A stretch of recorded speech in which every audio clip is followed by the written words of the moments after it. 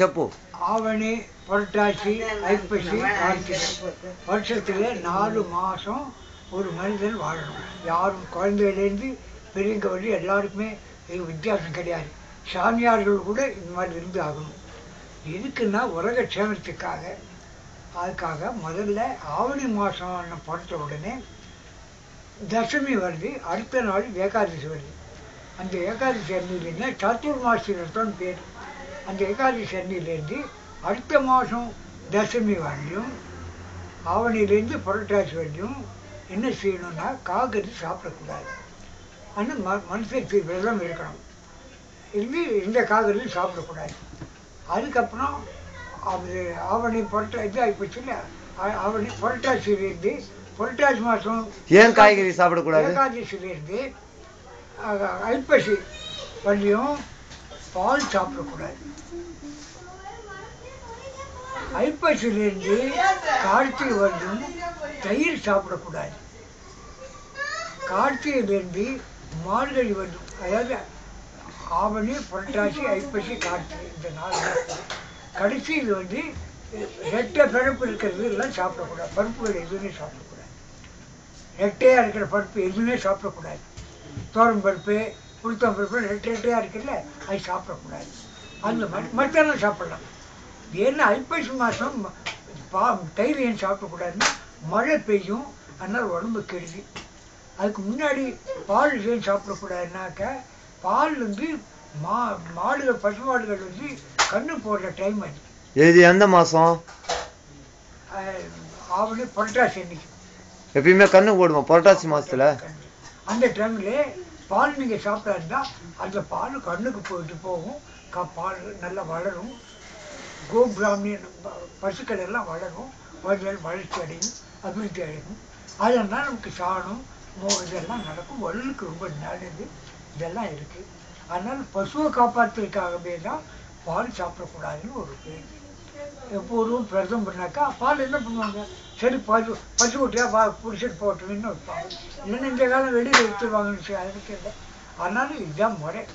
இது மாதிரி பண்ணாக்கா இந்த 4 மாதம். சரி, காய்கறி எதுவும் சாப்பிடக்கூடாது முதல்ல சொன்னீங்க. முதல்ல காய்கறி ஏன் சாப்பிடக்கூடாது? அதுக்கு காய்கறி ஏன் காரணம்? ஏன் சாப்பிடக்கூடாதுனாக்கா ஆடி மாதம் மழை பெய்யுது, பெய்யுன்னா துளுக்க ஆரம்பிக்கும். அப்போ வர காய்கறிலாம் தலை காய்கறி.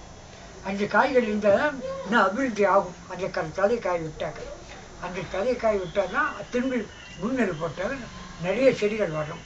அதுக்காக தான் தலைக்காய் அந்த மாதிரி காய்கறிலாம் ஆவணி மாதத்தில் சாப்பிடக்கூடாது. ஆடி மாதம் தேடி விதைன்னு பழைய மழை பெய்யும். அப்போ அந்த வழி பண்ணாக்க அது துளிர்ந்து வரும்போது முதல்ல காய் துளிர்க்கும். அதெல்லாம் கூட இவங்க பணம் வைக்கிறதுக்கு பணம் எதிர்பார்ப்பாங்க. அது செய்யக்கூடாது. அதனால அன்றைக்கி அந்த வழியில் காய்கறி சாப்பிடக்கூடாது. காய்கறி சாப்பிடாதுனாக்கா பயிர்கள் நல்லா வளரும், காய்கறிகள் செடிகள்லாம் நல்லா வளரும். சாப்பிடாது இருந்தால் என்ன, நல்ல முத்தும் நல்ல கதாகும். திரும்பி அந்த முத்தும் விதை போட்டாங்க திரும்பி வந்துன்னே இருக்கும். அதனால் அதுக்காக அது மாதிரி இல்லை.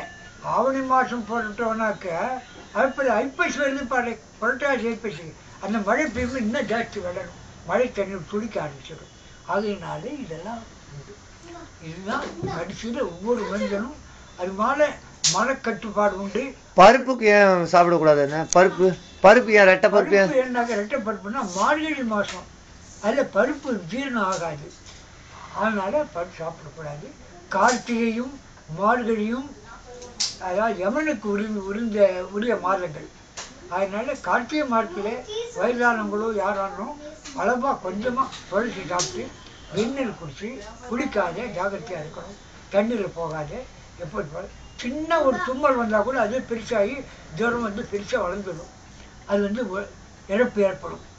அதனால் ஆவணி மாதம் இது கார்த்திகை மாதம் 15ஆம் தேதியிலேயும் சாவு ஜாஸ்தியாக இருக்கும். அதுதான் உங்கள் தாத்தா கூட போயிட்டாரு, கார்த்திகை மாதம் போனார். கார்த்திகை மார்கழியிலையும் கார்த்திகை மாதம் கடைசியிலேருந்து மார்கழியிலையும் ஹையஸ்டாக இருக்கும். இதுவாக இருக்கும், ரொம்ப ஜாஸ்தியாக இருக்கும் இறப்பு, பீக் ஹவர்ஸ்.